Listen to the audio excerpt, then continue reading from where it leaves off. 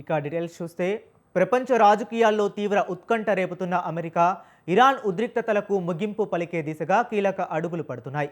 ఇరు దేశాల మధ్య రెండో విడత చర్చలు జరగనున్నట్లు అమెరికా అధ్యక్షుడు డొనాల్డ్ ట్రంప్ ధృవీకరించారు. రాబోయే 2 రోజుల్లోనే ఈ చర్చలు జరిగే అవకాశం ఉందని, ఇందుకు పాకిస్తాన్లో ఇస్లామాబాద్ వేదిక కానుందని ఆయన వెల్లడించారు.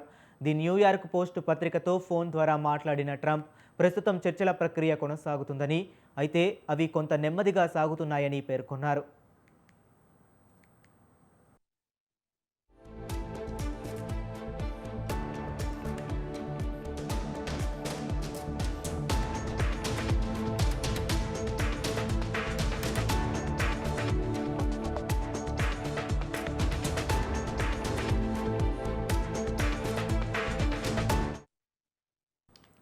తొలుత ఈ చర్చలు ఐరోపాలోని ఏదైనా ఒక దేశంలో జరుగుతాయని భావించినప్పటికీ తాజా పరిణామాల నేపథ్యంలో పాకిస్తాన్లో నిర్వహించడానికే ట్రంప్ మొగ్గు చూపుతున్నారు. పాకిస్తాన్ ఫీల్డ్ మార్షల్ చేస్తున్న కృషిని ఈ సందర్భంగా ట్రంప్ ప్రశంసించారు. ఇరు దేశాల మధ్య యుద్ధ మేఘాలను తొలగించి శాంతిని నెలకొల్పడమే లక్ష్యంగా ఈ రెండో దశ చర్చలు జరగనున్నాయి.